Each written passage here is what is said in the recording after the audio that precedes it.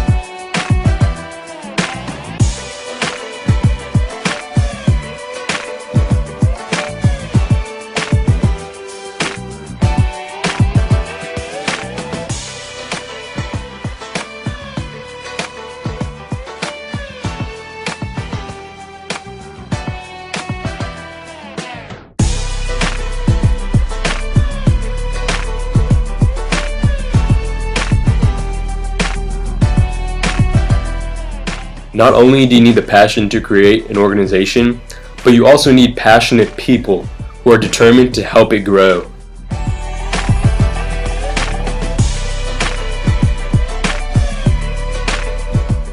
What do you need to do? It's vital to create a business plan for your organization, not just for now, but also for the future. And this includes mission statement, organizational structure, a marketing plan, and resource development. A key reason that many nonprofit organizations are able to thrive is because they create key partnerships with other companies, and this helps them with skills that they need to apply for a job.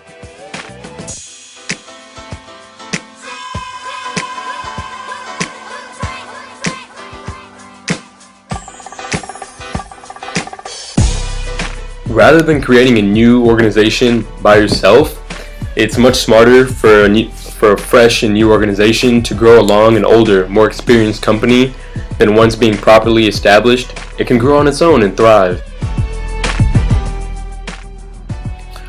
What is Faisal's obligation to share his experiences? Faisal's obligations. My job to share my experiences about global education is mainly to help others in first world countries realize the difficulties and struggles that go on in third world countries that are oftentimes not discussed in news and media. It's important to spread this message with teenagers and young adults because they are the future of our nation. Male and females under the age of 30 will have the most power to advocate for a cause for years and decades to come. I don't know if you guys know this, but at least 80% of humanity lives on less than $10 a day. That's about 5.6 billion people on this planet that live on less than $10 a day. Also, you may not know this, but 22,000 children die every single day due to poverty. Leadership responsibilities. It is necessary and vital that somebody takes the role of being a leader and takes command of everybody's actions. In order to become a leader, one must be self-aware, one must be effective, one must be commanding, decisive, and must avoid listening to all negativity. China Leadership Summit 2014. In China, I was lucky to have sat next to Mr. Jon Huntsman Jr. and throughout the entire luncheon, and I was able to pester him with questions about politics and his personal life, and it helped me get a better understanding of not only him, but also politicians. That is, Republican politicians. Him and his wife were extremely delightful and supportive of my idea of creating a nonprofit organization. Also, after the VIP luncheon, I was personally able to speak to Akanksha Hazari, who's the founder of Empani, and she was very eager to help me execute my dream to create a nonprofit organization. She helped me by giving me the resources I needed to reach out to organizations in India which dealt with child abuse, sex education, and poverty among millions and billions of teenagers. As a conclusion, I realized that everything I learned throughout that trip, new ways of thinking, global experiences, creative problem solving, and inspirational stories, with all of that, I'm capable of formulating a plan of taking action here in the US. Let's rewind real quick. Before we talk about my capstone, let's talk about what we had previously learned in Global Education 1. In Global Education 1, as you guys may remember, or may not remember, like Amelia probably doesn't remember, but it's okay. We covered several topics such as opium in Afghanistan, attacks in Libya, blood diamonds, human trafficking, and the list just goes on and on. For each topic, we thoroughly discussed the effects it had on them and how it also affected us. Also, a few times last year, we looked up a few nonprofit organizations that were trying to make changes for special cause. After understanding how these nonprofit organizations work, we now have the chance to create our own nonprofit organization and help make the world a better place, even if it is in little increments. Intro to Faisal's Capstone Project. In the US, teenage childbirth is much more common for poor girls. Also, there's a very close correlation between teenage births and income equality. Although the US has the highest teenage birth rate, it also has one of the highest abortion rates, which is very unfortunate. In Fulton County, where Faisal's from, for every 1,000 teenagers, there's about 60 pregnancies. This is almost twice the national average of 34. Atlanta to India.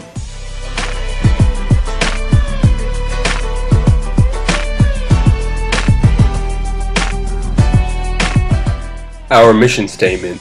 We are dedicated and devoted to educating adolescents about sex education and awareness of sexually transmitted diseases.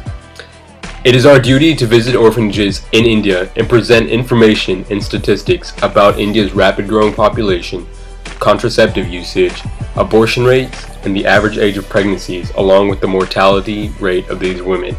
Although our main focus is adolescents, we hope our message reaches all of India. Why is sex education so important? Since children in orphanages do not have parents who are able to discuss with them the importance of sex, they heavily rely on outside resources such as the media and newspapers and magazines, which is oftentimes incorrect.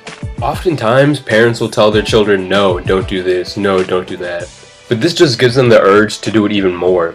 That's why it is important to teach them how to have safe sex rather than just saying no.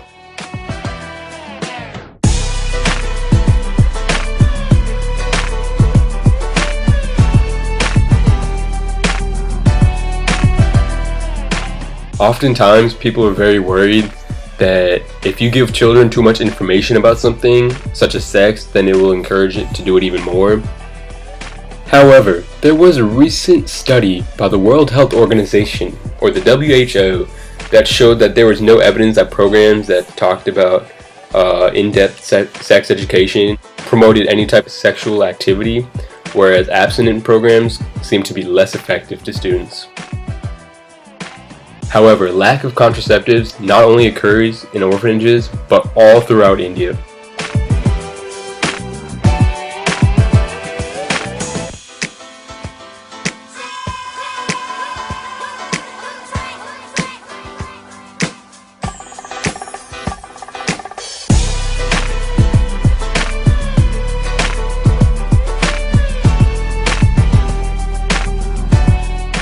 "76% of married couples stated that they had significant difficulties accessing proper contraceptives.